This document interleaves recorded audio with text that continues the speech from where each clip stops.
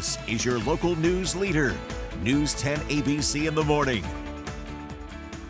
Governor Andrew Cuomo sexually harassed current and former New York State employees. That is just not who I am. And that's not who I have ever been. Unwelcome and non-consensual touching and making numerous offensive comments of a suggestive and sexual nature. That I never touched anyone inappropriately or made inappropriate sexual advances. Good morning. Thanks so much for being with us. I'm News 10's Mary Wilson. And I'm Ryan Peterson. We do thank you for waking up with 10. We're getting to the latest on the governor in just a minute. But first, we got to take a look at that forecast on this Wednesday morning. Meteorologist Jill Swed standing by with more for us. Good morning, Jill. Good morning, and it's going to be another nice day for us, especially by August standards. Not too hot, not too humid. 20 minutes 6 and 6 for the major commutes. Be sure to download our free News 10 ABC app. We have all your top stories on there and a check of those real-time traffic maps. The New York State Attorney General's office announcing their findings in the investigation of Governor Cuomo and the multiple sexual harassment claims made against him. The AG finding that Governor Cuomo harassed multiple current and former state government employees. Investigators interviewing a total of 179 individuals, many of them state employees and members of the executive chamber. The investigation also included a review of more than 74,000 pieces of evidence that included documents, emails, text, and pictures. And the women who came forward with these allegations against the governor also feared unlawful retaliation from the executive chamber and as a result often faced a hostile work environment. This according to independent investigator June Kim. Words that witnesses have used repeatedly to describe it include toxic, hostile, abusive.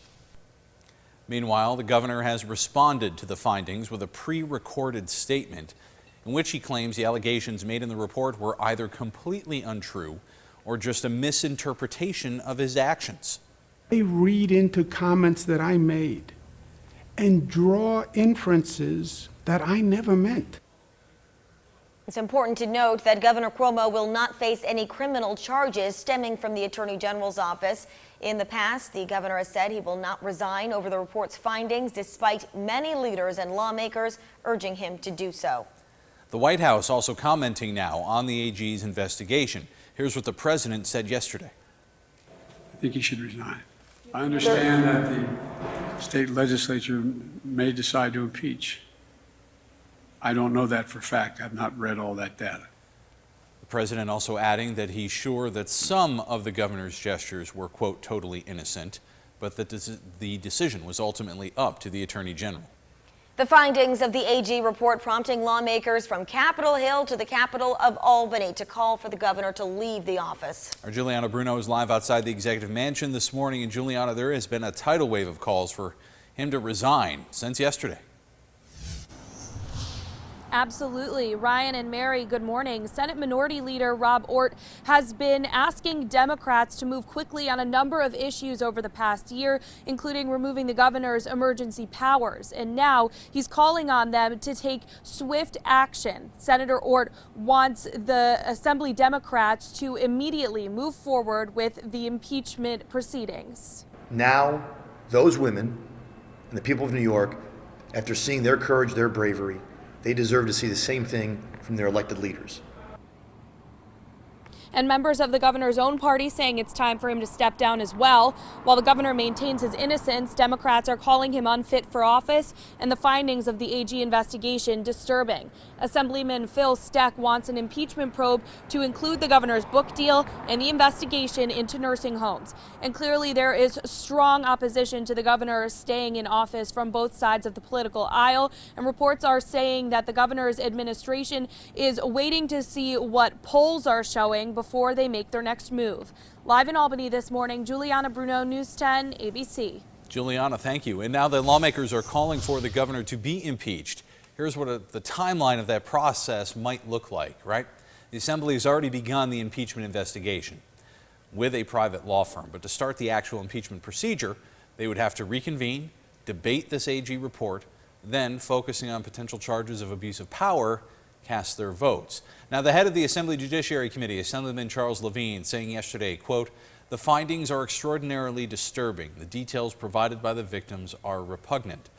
Levine says they are now analyzing the report with their lawyers and a private law firm.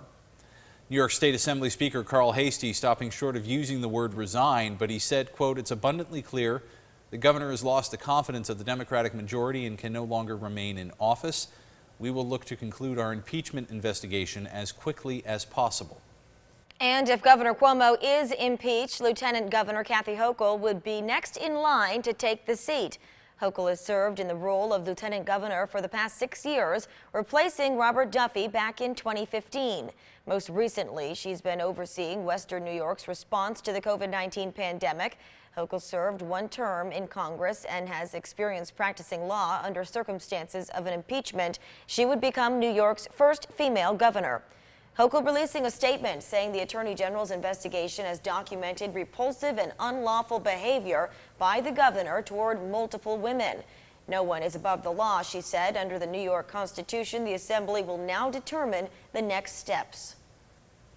And following the release of the report, the Office of Albany County District Attorney David Soar says it is formally requesting more information from the AG's office about the claims made against the governor, and they invite any victim to come forward with additional information. On one of the cases detailed within the report, the governor is accused of groping a current staffer inside the executive mansion. When that report came to light, Beth Garvey, counsel to the executive chamber, said she was legally obligated to pass that information along to local law enforcement. The Albany Police Department says they did receive the referral, but at the time telling News 10 they could not move forward with an investigation unless the victim herself comes forward with a complaint. And now that these women have spoken out about their experiences, many are wondering what kind of legal recourse they may have. Attorney Amina Carrick specializes in sexual abuse and harassment cases. She says the Attorney General's report exposed a deeply disturbing pattern of behavior that she's seen in many of the cases that she's worked on, and that it would lend itself to legal recourse should the 11 women who came forward want to pursue those allegations in court. The report in general has helped them if they would like to, pursue something in court.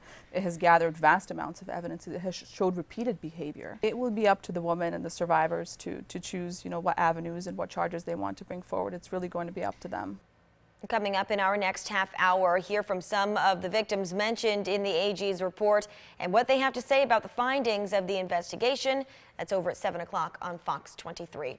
For the latest on Cuomo under fire and to read that entire report, we have it all on our website, news10.com. 6:40 this morning, and still to come on News 10, it was a turbulent ride for a Frontier Airlines crew, but not for the reason you'd think. Now, up next, the bizarre situation that led to what you're seeing right here, a passenger having to be restrained with duct tape during part of this trip.